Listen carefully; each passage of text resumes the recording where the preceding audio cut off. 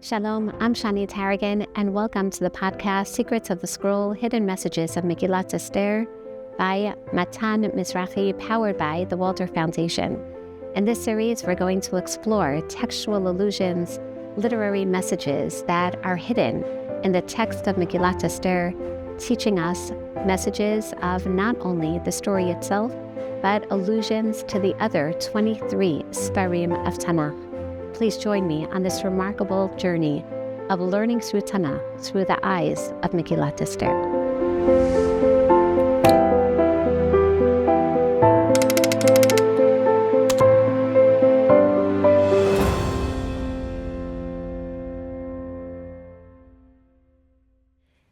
Today, we have the zchut of learning together one of my favorite Sfarim in Tanakh, namely Shir HaShirim. And for all of you wondering, are there really allusions in Megillat Esther to Shir HaShirim? Well, certainly. After all, albeit Megillat Esther was written a priori as a Megillah to be read out loud in a public forum, Shir HaShirim was meant to be learned and probed as a sefer, but it was the first of the Sfarim to be incorporated by the Gaonim of the 8th century to be read out loud in a public forum, specifically in Chutz La'aretz, on Yom Tov Sheni Shel Galiot, teaching us that this was a sefer that everyone was very familiar with, and albeit Chazal teach us in Masechet Yadayim that Shir HaShirim was contested with regard to its canonization, just like Megillat Esther. After all, there's a lot of provocative terminology and even physical imagery.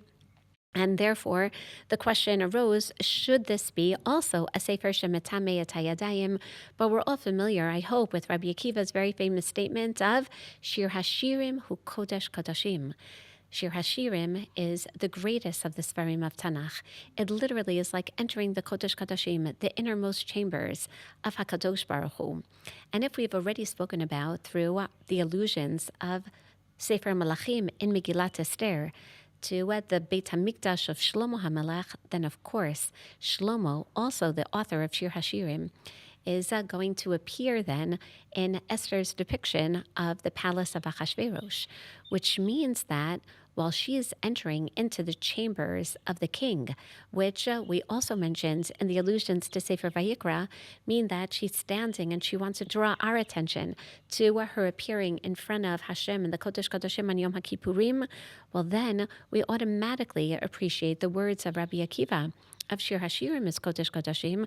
So that means that Esther is basically revisiting Kodesh Kodashim on Yom HaKippurim through Shir HaShirim. And that's why today's shir is going to be slightly different than the shirim of the past, namely not necessarily textual parallels, in as much as what we're going to explore today, a little bit of Pnimiyut HaTorah, the terminology that was used by the Ari Zichrono Livracha, or really based on understandings of Kabbalah, of the Baal Shem Tov of the 1700s, to appreciate the depth of Torah, which isn't just another dimension of Torah, but really one of the Torot, one of the 4 major approaches to Torah, beyond Pshat, a very textual and contextual approach that we've employed until now, or even incorporating numerous midrashim of Chazal, extrapolations of the text. Now what we also are going to explore is the world of Sod, literally the Pnimiyut, trying to understand some of the deeper messages. And Shir HaShirim is not only the perfect sefer to address this methodology and thereby to approach Megillat Esther and various more Kabbalistically oriented allusions to Shir HaShirim in Megillat Esther, but also an opportunity for each and every one of us to revisit the style of Shir HaShirim. It is and really allows for this interpretation because it's written as a mashal. As a matter of fact, the Rambam tells us that Shir HaShirim is a mashal, not just on a national level, but really on an individual level. It's a mashal for everyone's individual love of HaKadosh Baruch Hu. The same way that Shir HaShirim describes the love of basically the dode, the lover for his ra'ayah, the beloved, so too says the Rambam in Hilchot Tshuva, as the culmination of the process of what it means to worship Hashem and literally be deterred from sin, mitoch ahava, from love. He says, just as one is obsessed with the love of a woman and cannot get her out of his mind. Ben b'shuvto, ben b'kumo, when he's sitting, when he's standing, when he's eating, when he's drinking. All the more so should be our love for HaKadosh Baruch Hu. V'shir HaShirim kulo mashal. Lin Yanze, and Shir HaShirim is a mashal. That doesn't necessarily mean, says the Rambam, that every detail of the mashal has an equivalent in the nimshal. What it does mean is that we have to look at the broader picture and appreciate the klal, understand the beautiful poetic terminology, and appreciate that this really is a love story that one should feel for HaKadosh Baruch Hu. Interestingly, the more popular approach throughout the ages has become more the approach of Rashi and Ibn Ezra, the classical medieval commentators, who explain that, yes, Shir HaShirim is a mashal, but more of a national mashal, more of an allegory for the different stages and vicissitudes of Jewish history, wherein, as Rashi tells us, Shlomo Melech knew beruach hakodesh, that at the same time of the construction of the Beis HaMikdash, that the Beit HaMikdash would also be destroyed and we would be exiled, and the Shechina would go together with us, and we would look back at Jewish history, and we would recognize that we had a time period in history where we had literally a love relationship with Hashem, where Yishakini Minishikot Bihu, where we long then for Hashem to kiss us from the kisses of his mouth as he did by Har Sinai, as we saw the manifestation of Hashem's love literally enveloping us at the time of Yetziat Mitzrayim. And therefore, explains Rashi, this is really a story of Galut. It's a story of looking back and realizing that we're living widows, which means that we may not have that relationship with HaKadosh Baruch Hu now, but when we long for it, we know that Hashem is going to appear back in our lives with that intensity, with that passion that's depicted in Shir HaShirim. That automatically resonates when we open up Megillat Esther and we see literally almost a mashal, literally a story that's clouded in imagery, that's clouded in a palace, that's clouded in materialism. But maybe, as we see, in fact, through Pnimiyut HaTorah and understood through so many different midrashim of Chazal, but certainly the Zohar on Shir HaShirim, which basically depicts, again, not only the depth of the love between the individual and the nation for God, but the Zohar on Megillat Esther that explains that Esther really is a microcosm for the Shechina that's trapped in this palace and is yearning to go out, and a different perspective as well, wherein Esther appears before the Shechina and basically is pleading to HaKadosh Baruch Hu, even in exile, and to redeem not just her and not just the Jewish people, but for the Shechina to be redeemed as well, for Hashem to be manifest in this love relationship. So what this mashal of Shir HaShirim actually is incorporated by the Zohar in Megillat Esther as well. And the challenge today is for us to not only revisit the plot of Shir HaShirim through Megillat Esther, but really for each and every one of us to relive Shir HaShirim now through the eyes of Esther. And Esther, very familiar with this writing of Shlomo, that, as we know, was not so popular during the time of his writing. After all, Chazal tell us, and we find this in the Gaonic work of Divrei Sofrim as well, that it wasn't very popular when Shlomo first wrote it because, like Mishlei, it was a mashal, and people didn't necessarily understand the mashal. But lo and behold, by the time of Anshe Knesset Hagdola, namely more or less the same time period as Esther herself, that's when people understood it more. And as we said, this became a very popular sefer that during the time of the Gaonim was read on every Yom Tov Sheni, and then again read by everyone over Pesach, the same time period of the blossoming of the love, and as we know in many Teimanim and Sfaradim communities, read every Erev Shabbat as a depiction of L'cha Dodi, not just L'krat Kala Pnei Shabbat Nekabala of the Ari Zachrono Levracha and Rosh Shlomo Alkabetz and Tzvat, but also L'cha Dodi, based on Shir HaShirim Neitzei Hasadeh. Let us go out to the field, my beloved, and let us express that beautiful relationship, one for the other. And therefore, again, according to the classical commentators, this, as Rabbi Akiva was alluding to, is speaking about our relationship, the individual, but also the national relationship between Hashem and Am Yisrael. In which case, as we have in most literature of the time, the basic drama of two different characters. Here we have the male character of Shir HaShirim, the Dod, the female character, the Ra'aya, or generally translated as the lover and the beloved, respectively. So, if this is a mashal for our relationship with HaKadosh Baruch Hu, then who is the dod, who is the male character, and who is the ra'ayah, who is the respective female character?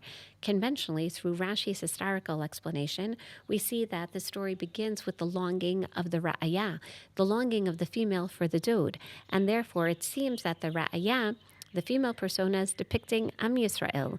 And yes, we, whom, as we see through various mishalim of Nevi'im, who basically rejected HaKadosh Baruch Hu. We see through Shir HaShirim there are so many times that the very capricious Ra'ayah decides that she doesn't want a relationship with the dod.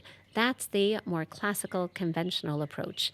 However, we can take a look at Shir HaShirim from exactly the reverse approach that we find also in the Zohar, namely that the female isn't literally a female, but one with feminine qualities representing the Shekhinah, the feminine aspect of HaKadosh Baruch Hu, in which case the dod, the male, is actually representative of Am Yisrael.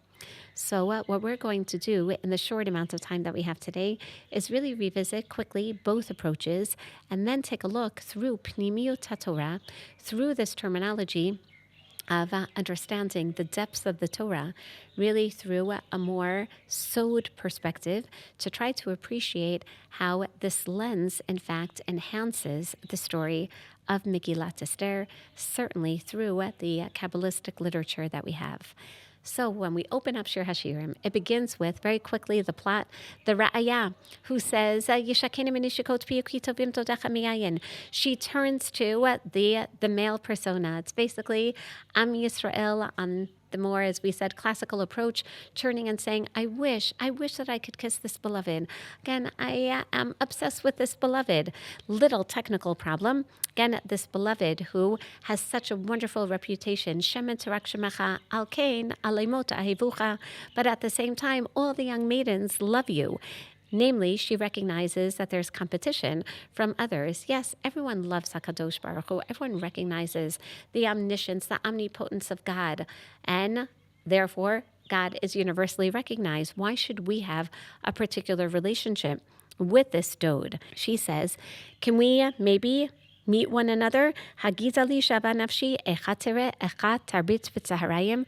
Where can we go on a date? Where can we meet in such a way that it won't look as if I'm just a woman wandering about in the desert? And he responds to her, Im lo tedilach hayafa benashim tzilach b'kvei hatzon u'iyat gedioteach al mishkanot haroim. He encourages her to come out of the city, come out of the materialism, come out and begin a relationship.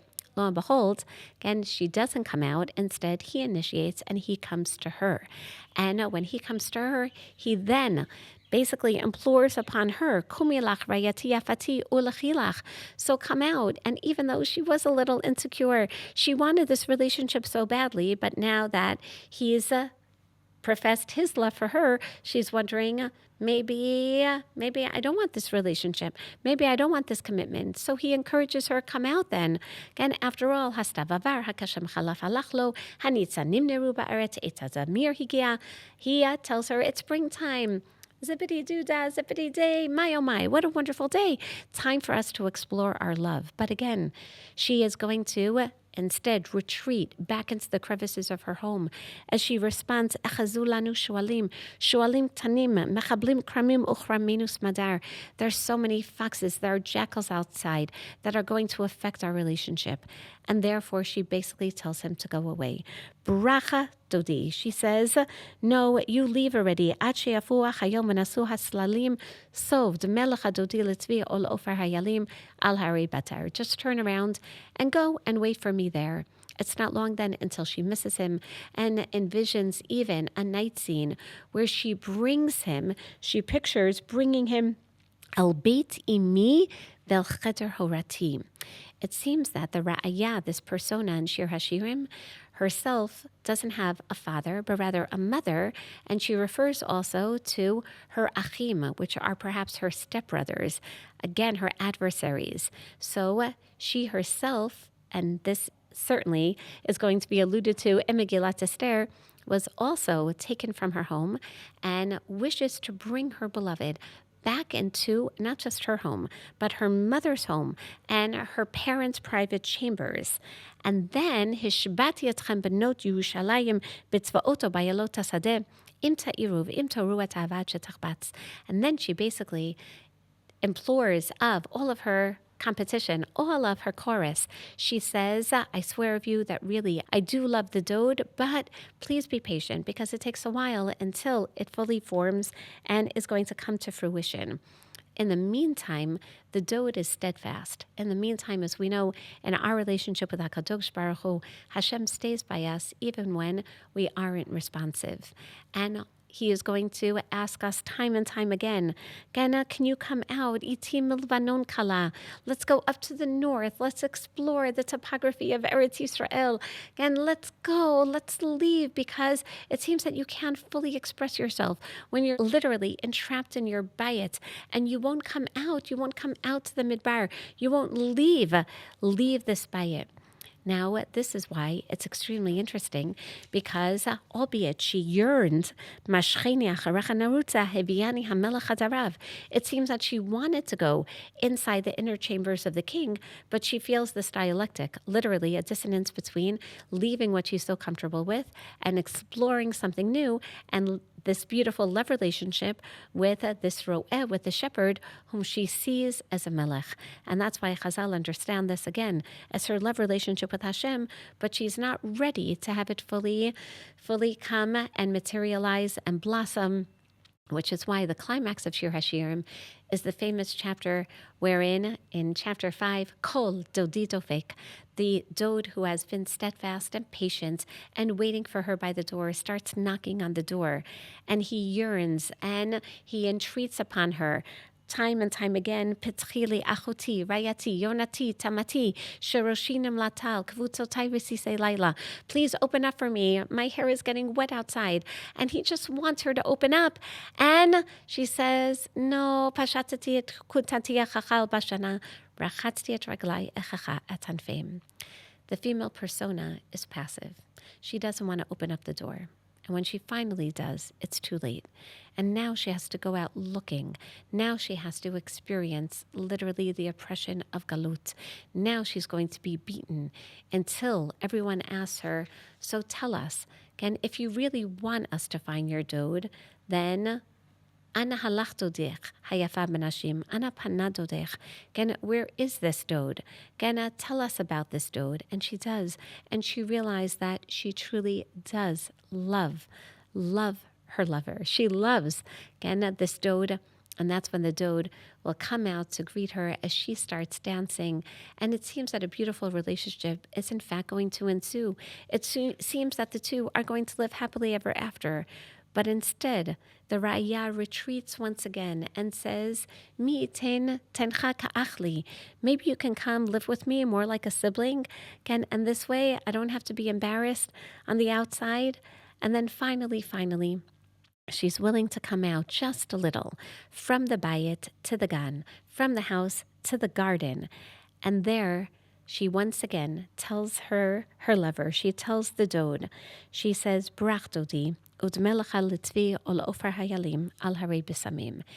not yet time for our love to be realized. Not yet.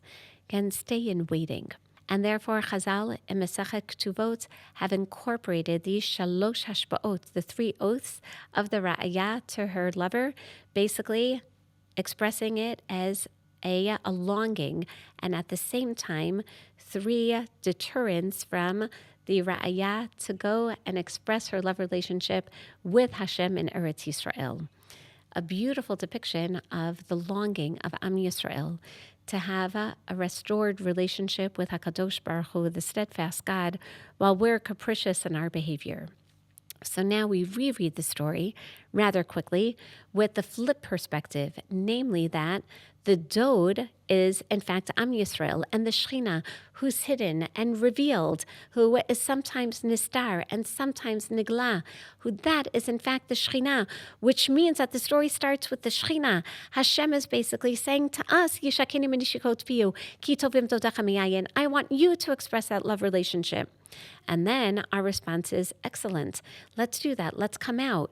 And the Shekhinah then retreats into her home, literally into the crevices of her bayit, into the Kodesh Kodashim, and says, no, it's not yet time. There's shualim tanim, machablim kramim, uchraminu smadar. And albeit we get up in the middle of the night and we start searching for literally the dode, the ra'ayah, the Shekhinah, again, searches for us in the middle of the night, is telling us, I'm here for you. And the day will come when I want you, again, Am Yisrael, to lead me in. I want you to come with me into my home. But even though we entreat, and even though we daven, and even though we ask Hashem, Itim vanon kala, can't you come out? And every once in a while we get a little bit of a taste. And ultimately, if we're the dode, then we knock on the Shekhinah's door.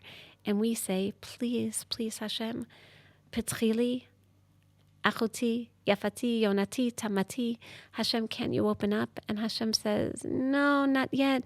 And sometimes Hashem opens up, and we're already gone.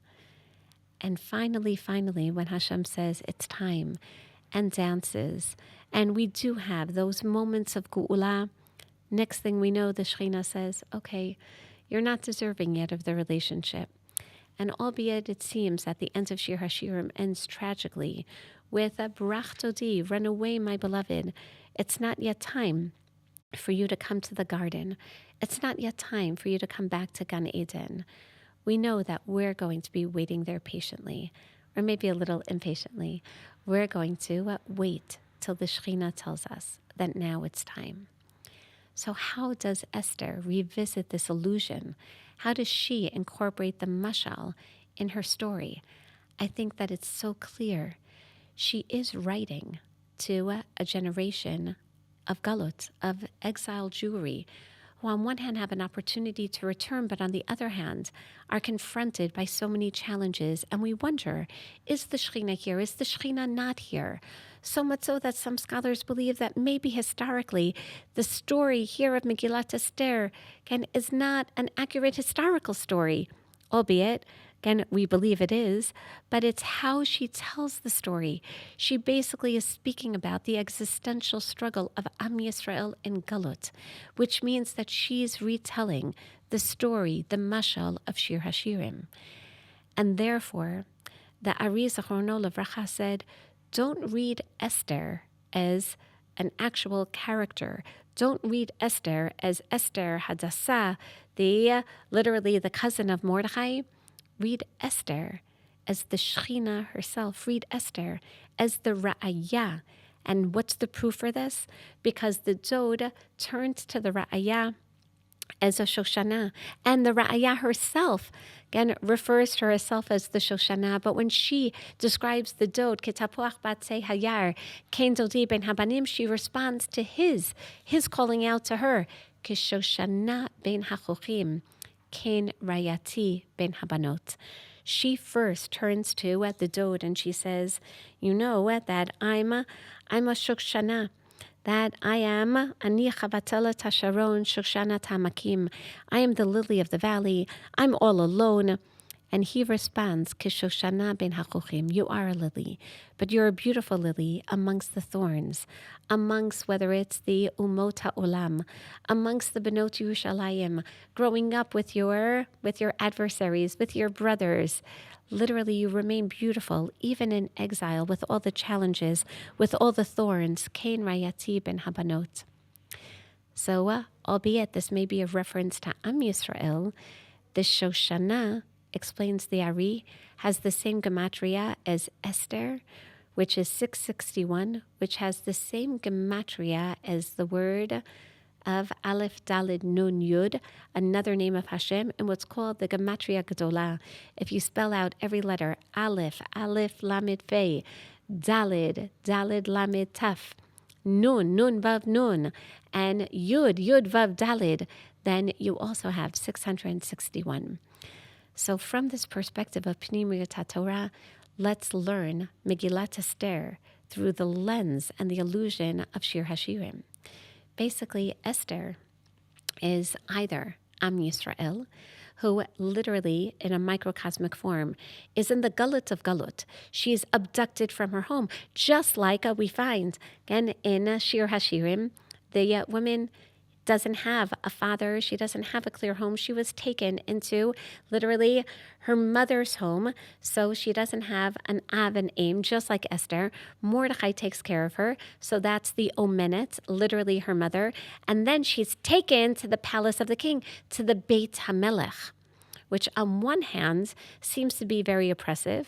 On the other hand, really means then that she's going into, as described in previous shiurim, she's going into the Kodesh Kodashim, she's going into Shlomo's Beit HaMikdash, she's going into this privy entrance with HaKadosh Baruch Hu, which also then means that first she goes through the harem with all the competition. First she's in a state of galut, and then she's going to go before the Melech. And when she appears before the Melech, as we know, for salvation, she stands literally Bilavush Malchut, just like the Ra'aya, the female persona in Shir HaShirim, standing in front of the Melech. This is her ideal, like the Yeriot of Shlomo. This is what's going to finally allow her to blossom with all the beauty. This is what's going to provide for salvation. This is Am Yisrael in Galut, going through the harem, finally appearing before the king, standing before the king with her she'elah, her bakasha. And this is a terminology of literally asking the king, what do I ask for, the king? Can we just have a private audience? Can I have a private audience with you? She'elati bakashati. Can I just have this mishteh? And at the second mishteh, can we have more time together? Because I want to provide for salvation. Basically, Esther becomes the story of Shir HaShirim realized. Am Yisrael in a state of galut, asking for salvation, asking not just the king Achashverosh, but then that means that really the king is Melech Malchei Hamlachim. There are a few beautiful midrashim that express this beautifully, as if to say that when Esther comes in to at the palace of the king, and she truly serves as a microcosm of Am Yisrael, one can argue literally like the Ra'aya of Shir HaShirim, in Masech Megillah Daf Tet Vav Amud Bet, Vata'amod b'chatzar Beit HaMelech HaPnimiyut. She's standing, as we have already described, in a way that Esther writes, the Kodesh Kadashim, Amar Rabbi Levi, Kevan she'giya leveitat salamim. But when Esther came in, she was exposed to all the idols around her, Nistalka Hemena Shechina. Then until that moment, the Shechina was with her, as if the Shechina is with Am Yisrael in every state of galut. Amra, Eli, Eli, lama azavtani. And then, as we visit Tehillim Chaf Bet, which Chazal say is attributed to Ayelet HaShachar, to none other than Esther HaMalkah, she says, Hashem, I recognize you've left me. In other words, Hashem, the king, has been with her this whole time. She has this very special relationship, even through the harem, even now, appearing in the palace with the king. She feels Hashem is with her in Galut, but now that there are all these other idols around, Hashem has left. Shema atadan al shoge kemezid val ones karaton. Hashem, it's not my fault. Again, I've been forced into this situation. Or similarly, in Masechet Yoma, Amar Avasi, lama nimshala Esther lashachar, lomar lecha mas shachar sof kol halayla, af Esther sof kol hanis. Esther called in a Mizmor Chafet, the Ayelet HaShachar, because this is a time of Galut. It's the end of Nisim. She basically then, writing Megillat Esther, almost through the same imagery of coming into the palace of the king of Shir HaShirim, recognizes that even in a state of Galut, the Shechina is there, the love of HaKadosh Baruch Hu is there. That's if we understand the allusion, is referring to Esther as a microcosm of the Shoshana, the Ra'aya of Bnei Yisrael, and the Melech, the male persona, the Dod, is HaKadosh Baruch Hu. So in numerous midrashim, that's exactly what we see. Esther standing before Hashem, asking for her she'elah and bakasha. Don't read it as Melech HaChashverosh, read it as an expression of her tefillah and her relationship with none other than Melech Malchei HaMlachim. But now in these last few moments, let's flip it. Let's see that Esther is actually the Shechina. Wow. Pnimiyut HaTorah. Esther is the Shechina. If Esther is the Shechina, which actually is consistent with ideas of Kabbalistic thought. For example, Rav Yosef Jikatilia says, Hashchina, Bizman Avraham Avinu, Nikret Sarah, Bizman Yitzchak, Nikret Rivka. That in every generation, the Shechina, the feminine expression of HaKadosh Baruch Hu, is actually expressed through female characters. In the time of Abraham, that would be Sarah. In the time of Yitzchak, that would be Rivka. In the time of Mordechai, that would be Esther. So Esther, in fact, is the Shechina. Or Rav Chaim Vital, whom, as we know, lives in the 16th century in Tzfat. He says, Mirosh mikedem nisucha, in Chagigat Tekes Hanisuin, Boi Kala, that when we say Boi Kala, in Ben Zuga, HaKadosh Baruch Hu, that yes, the Kala is HaKadosh Baruch Hu. And the Ari, again, says Esther Gematria Shoshana, as we said, 661, like the Shechina, and greater proof is even the Gemara in Masechet Chulin, Kuf Lamed Amud Bet, Esther min HaTorah minayin, vanochi haster astir. That what is the hint to Esther? When Hashem says, I'm going to hide my face, that means that Esther is actually a depiction of the hidden Shechina, of Hester Panim, of Hashem. Wow.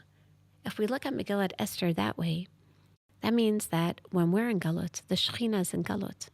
And the Shechina literally is taken out of her home. And the Shechina doesn't have a father or a mother. But there's Mordechai, more dror, as Chazal tell us, that we take care of the Shechina through providing literally the Ketoret and Karbanot. We take care of HaKadosh Baruch Hu in the Beit HaMikdash. But what happens when the Shechina leaves the Beit HaMikdash? Then the Shechina is taken into Galut. And the Shechina is oppressed. And Esther then again could go into complete obscurity. And it's Mordechai who says it's time not to be silent. That even in Galut, we implore of HaKadosh Baruch Hu, show us your face. How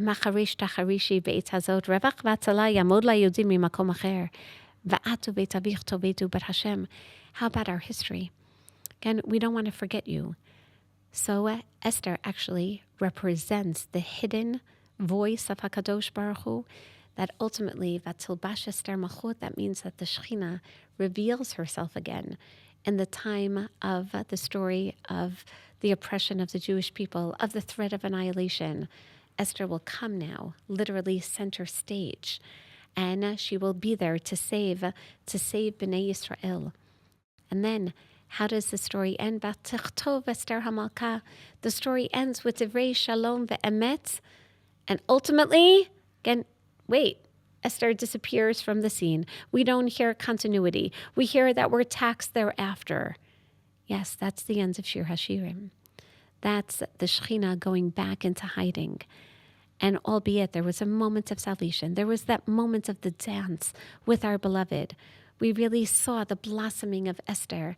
And I don't think that it's by chance that she is also called Hadassah, literally the myrtle branch, both representing Am Yisrael, whose fragrance is only going to be expressed when she's crushed under oppression, but also the Shechina is Hadassah, that we only smell, right? The Hadassah isn't so pleasant to look at, but the myrtle branch smells. We smell the reach of Shir HaShirim.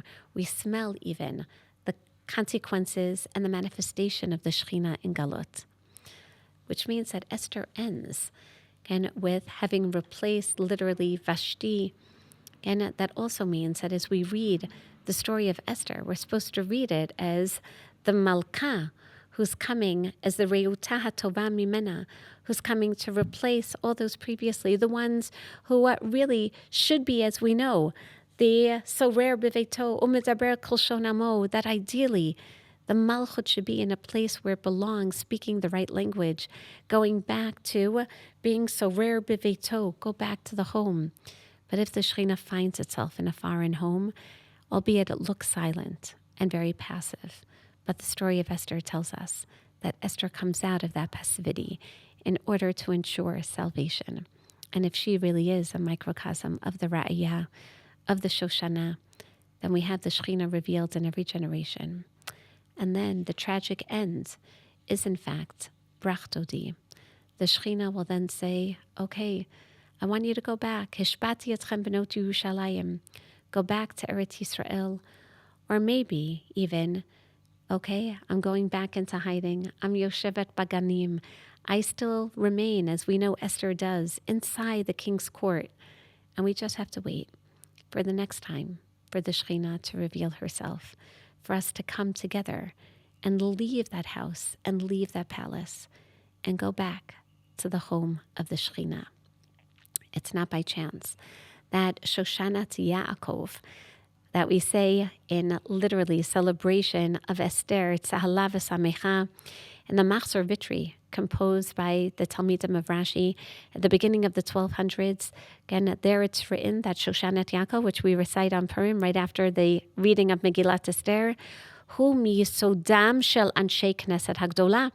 The Machzor Vitri claims that this was written literally over 1,500 years earlier. It was written at the same time of Esther by the Anshei Knesset Hagdola. They're the ones who composed Shoshanat Yaakov. And even if others say that, no, it was written by Rabbi Asher, who was the grandfather of Rabbi Yitzchak Halevi, who was known to compose many piyutim, and he lived at the beginning of those who came to Vermaisa, as we know, in Franco-Germany at the time. But even they say, based on Machzor Vitri, maybe it goes back all the way to the time of the second Beit HaMikdash. It goes back to the time of having Nisiim, of having a Beit Din, again, a little after Anshei Knesset Hagdola. And therefore it could be that, in fact, a Levi composed Shoshanat Yaakov to be said and sung in the Beit HaMikdash. And that would make so much sense, recognizing that the Shoshana is either Am Yisrael, again, yearning to go back to that love relationship exhibited through the Beit HaMikdash, or that the Shoshana is, in fact, the Shekhinah, Shoshanat Yaakov. Esther is the Shoshana of Shir HaShirim, surrounded by thorns, Am Yisrael in a state of galot, or the Shekhinah in a state of galot. But we know then that Esther is truly a love story. A love story not between Esther and Achashverosh, but the love story between either Esther, Am Yisrael, and Melech Malchei HaMelachim, or the love story between the Shekhinah and the Yehudim. I hope that we can not only take this beautiful illusion with us, we can live it and we can love it and we can long for that restoration of Esther going home, as depicted in Shir HaShirim. That final scene of the Ra'aya saying to the Dode, Brach Dodi, I always say can be depicted in three ways. Either the Dode, and sometimes in history, the Dode, we really do run away, or we remain steadfast even during times of darkness. And the third is, maybe, in fact, the Ra'aya gets up and we will finally run after. Thank you for joining us for Secrets of the Scroll with Rabbanit Shani Targin. This series is presented by Matan and World Mizrahi and powered by Walder Foundation. We hope today's conversation inspired you, sparked new ideas, and deepened your connection to the text and its meaning. If you enjoyed this episode, please take a moment to like the video, subscribe to the channel, and share it with your friends or family who would appreciate these conversations. Your support helps us continue bringing thoughtful, meaningful Torah to the wider audience. We look forward to learning together again soon. See you in the next episode of Secrets of the Scroll with Rabbanit Shani Targin.